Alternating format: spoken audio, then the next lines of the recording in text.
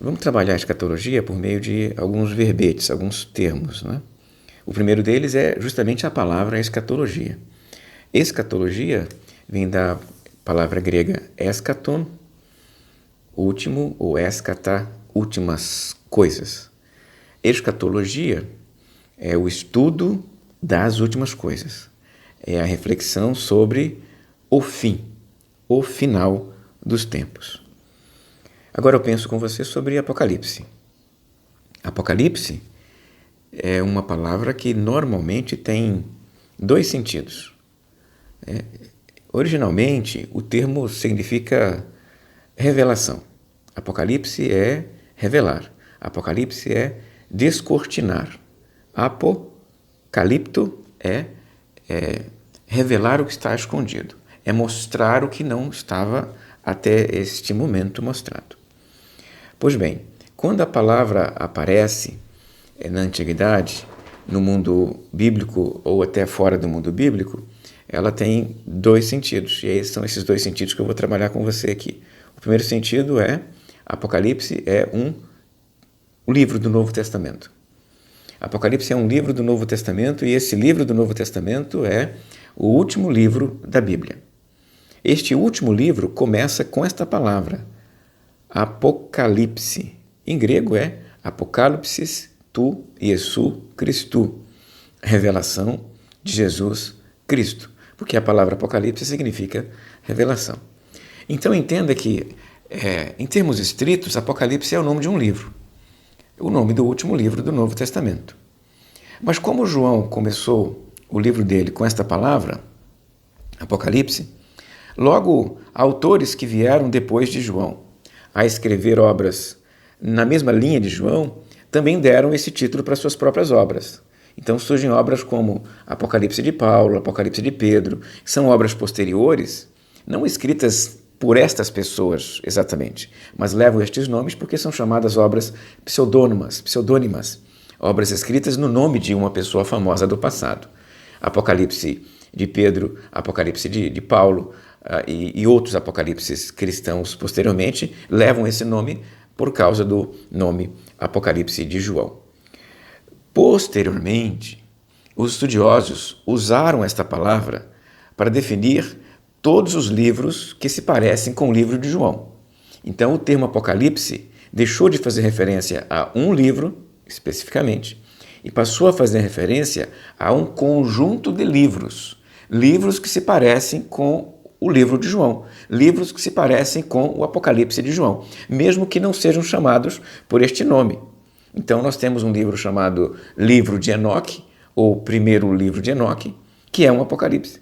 Ou então, Apocalipse de Baruque, que tem esse nome, já em referência aí à revelação que Baruque oferece para os seus leitores. Então, são termos que os estudiosos criaram, ou melhor, é um termo que os estudiosos passaram a usar, melhor dizendo, né, para descrever todo um conjunto literário. Então aqui Apocalipse não fala de um livro, aqui Apocalipse fala de um gênero literário.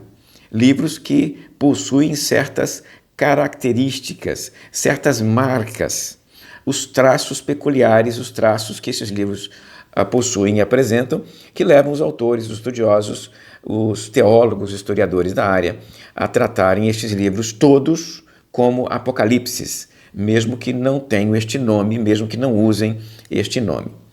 E por fim, nós vamos trabalhar aqui mais uma palavra, apocalíptica.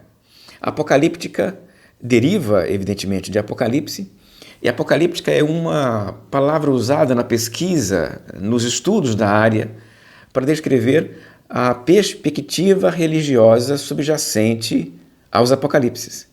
A perspectiva religiosa subjacente a um certo conjunto de livros, mesmo que não sejam estritamente apocalipses, podem ser livros poéticos, podem ser profetas, podem ser evangelhos.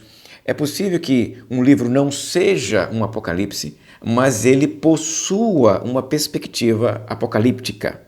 E a perspectiva apocalíptica, aqui entendida como uma perspectiva religiosa ou um complexo de ideias, ela está em torno das últimas coisas ou do fim. Então, a perspectiva religiosa é denominada apocalíptica e ela aparece em diversos livros e gêneros literários.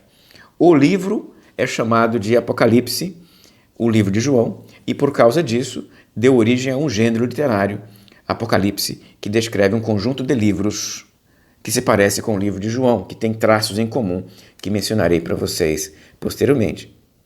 E então, escatologia, que é o estudo das últimas coisas. Uma palavra ainda sobre escatologia, eu acho que é importante destacar isso aqui.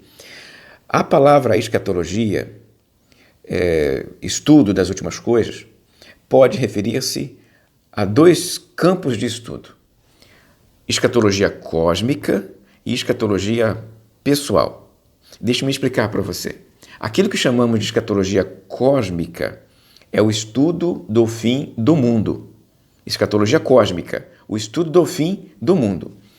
Pressupõe-se nesse sentido que o mundo vai acabar e que coisas acontecem para que o mundo acabe, coisas acontecerão após o mundo acabar. Então, o estudo das coisas, dos aspectos relacionados com o fim do mundo, é escatologia cósmica. Você encontra isso em livros de teologia sistemática e há obras específicas sobre isso, né? Então é o fim do mundo, o fim da natureza, o juízo final, aquilo que acontece depois. Isto é tópico da escatologia cósmica. No campo do cristianismo, temas da escatologia cósmica são a volta de Jesus, milênio, Nova Jerusalém, novo mundo. São todos aspectos da escatologia cósmica. Também podemos falar aqui que alguns elementos de correntes escatológicas muito peculiares, como, por exemplo, o arrebatamento da igreja, também é elemento da escatologia cósmica. A ressurreição dos mortos no final dos tempos também é elemento da escatologia cósmica. E agora, o outro lado é a escatologia pessoal. Quando pensamos em escatologia pessoal, estamos tratando aqui do fim do indivíduo, porque o mundo acabar, envolvendo toda a natureza, o planeta inteiro, o universo, o cosmos, é coisa para frente. E o fim do indivíduo pode se dar, né, quando ele morre. Quando ele morreu, aconteceu o fim. E então, a intervenção de Deus pode se dar no cosmos, escatologia cósmica, ou na vida do indivíduo, quando ele morre.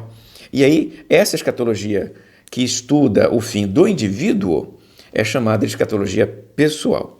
E por meio desta expressão, escatologia pessoal, normalmente as obras de teologia sistemática estão tratando de questões como a morte, o que é a morte, por que a morte existe, como a morte atua na vida do indivíduo, como o indivíduo enfrenta a morte, como enfrentar a morte, os aspectos da morte no físico, e são elementos tratados aqui pela questão da escatologia pessoal. Também, após a morte, pensando no fim do indivíduo, a teologia pessoal estuda céu e inferno, a natureza do céu, a natureza dessa realidade celestial após a morte dos indivíduos e a natureza infernal para aqueles que não vão para o céu. Então você tem a realidade do céu, a realidade do inferno. Estas duas realidades, esses dois elementos da escatologia são trabalhados na escatologia pessoal. E há um aspecto também que é preciso mencionar, que é fruto inclusive de algumas incompreensões, porque é difícil de trabalhar, que é a questão do estado entre a morte do indivíduo e o fim do mundo. Então, o fim do mundo é um evento para a coletividade e o fim do indivíduo aconteceu na vida dele. Então, entre a morte dele e o fim do mundo, há um período histórico. E nesse período histórico, o que aconteceu com ele? Onde ele está? Ele está dormindo, está acordado, está consciente, o corpo dele está no chão, o espírito dele está em outro lugar, de que maneira o espírito dele está agora, o que o espírito está fazendo. São aspectos de uma área da escatologia pessoal chamada de estado intermediário. Por essa expressão estado intermediário, os teólogos sistemáticos trabalham a realidade da vida entre a morte do indivíduo e o fim dos tempos, ou entre a escatologia pessoal e a escatologia cósmica, é o período coberto pela reflexão sobre o estado intermediário.